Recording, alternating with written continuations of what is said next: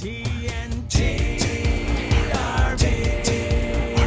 folks, I'm Tony. And I'm Tina. And we're TNT RVing. Well, we're here at the show with Will Glasgow. What's going on, guys? And he is the inside sales rep for Rockwood Flagstaff. And if you ever wanted a tour of Rockwood Flagstaff, he's the guy who'll take you around and show you how these beautiful RVs are built.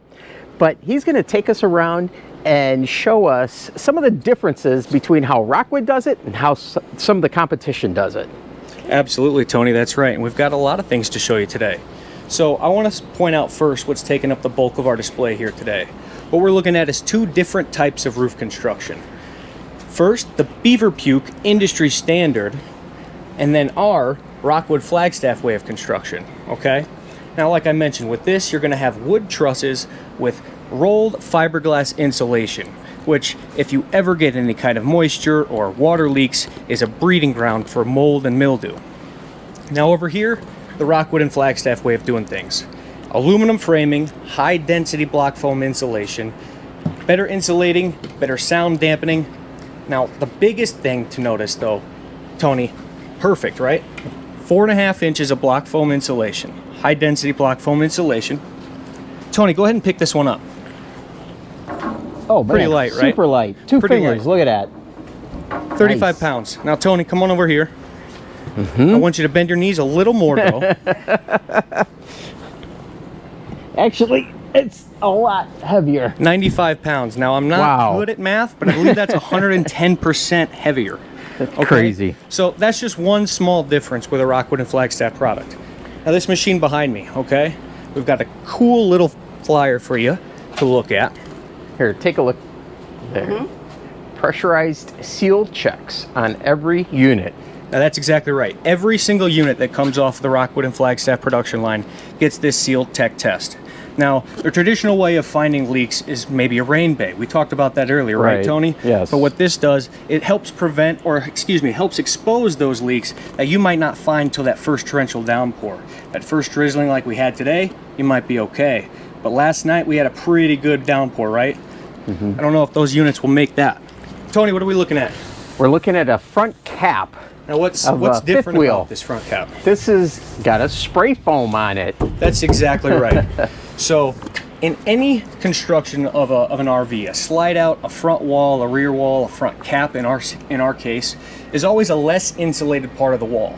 So what do we do to combat that? In other trailers, we use high density block foam insulation with a layer of radiant foil to help combat the cold weather, the hot weather, right? So high density spray foam insulation is a much better performing insulator as opposed to just a layer of fiberglass or a radiant foil. Sure, I can see that.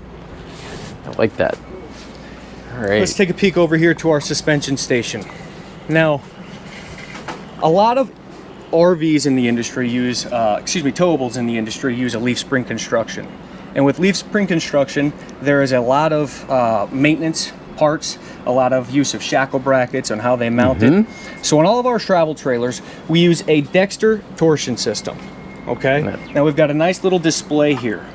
Now what you'll notice first on the drum that Tony's touching is it's all integrated braking.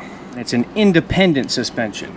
This arm here can move independently. If this is your left axle, left tire, the right tire can move independently of one another. Okay. Now, what Tony's standing in front of is a little bit different. Might look like a leaf spring at first glance, but what this is our Curt slipper roller system. Now, we use these on all of our fifth wheels, and including our largest signature and classic travel trailer as well. Now, a lot less maintenance items than your traditional spring setup, and a lot less shearing action front to back when you hit those potholes because of the rollers that are integrated where they mount to. And I'm going to drop a video, an animation on how the suspension system works. It's really neat. It is. Now, when it comes to our running gear, we call it the triple threat here at Rockwood and Flagstaff, and we talked about the first part of that triple threat. But the second part is our tire pressure monitoring system. Thank you for holding that, Tony. What Tony's pointing out there is a banded sensor, okay?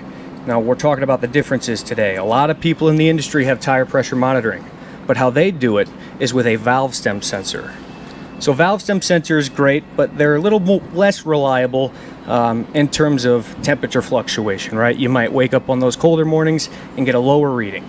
So more accurate in those types of settings, but more importantly, it doesn't just give you the tire pressure, it gives you the temperature. And if you guys have towed quite a bit, you'll know that that's really the cause of most blowouts is overheating. And that system's a road tech system. It is, correct. Nice. So the third part of our triple threat will be our Goodyear tires. Now, we don't have those displayed today, but what we do have is something pretty unique as well. Tony, you want to hold these up to the camera? Nice. Oh yeah. So these are the little beads, little balancing beads. That is exactly right, Tony. So the traditional way of balancing a tire is with the old school trailer weights. And as that tire wears, you have to adjust those weights to compensate for the tire wear. So with this, centrifugal force does the balancing for you. These beads will find the lowest center of gravity when the tire is in motion, and it'll keep that tire balanced dynamically. So it doesn't matter what the tread looks like outside, uneven left to right, inner to outer, that's always going to keep in balance for you. Nice. I really like that. Now, Tony and Tina talk about this all the time, but Yes. I would be doing us an injustice if we didn't point it out today. Any weight-bearing surface on a Rockwood and Flagstaff unit is going to be framed with aluminum, welded aluminum, as opposed to 1x1 stapled pine, okay? Now, it does it justice visually, but a lot of times at dinette, you have a window, okay? And if you take the grandkids camping, they aren't necessarily gentle with the furniture, No, are they actually like Right? to stand on things, right? They do. I mean, will this hold me? I would say it does pretty well. It holds me, Tony. Now, I wouldn't go standing on this. No, I don't think I'll do that. In fact, if we zoom into our QR code here, we've got a neat little video on one of our other customers doing a video for us on the comparisons. So there we go. Well, there you have it, folks. And Will, thank you very much for showing us the differences Yes, of thank you. Absolutely. why we love our Rockwood. Yeah. For sure. Well, I hope you found this video helpful, useful, entertaining possibly. And if you did, I'd appreciate it if you'd subscribe to TNT RVing. Yeah, give us a big thumbs up, a like, and we'll see you at the campground.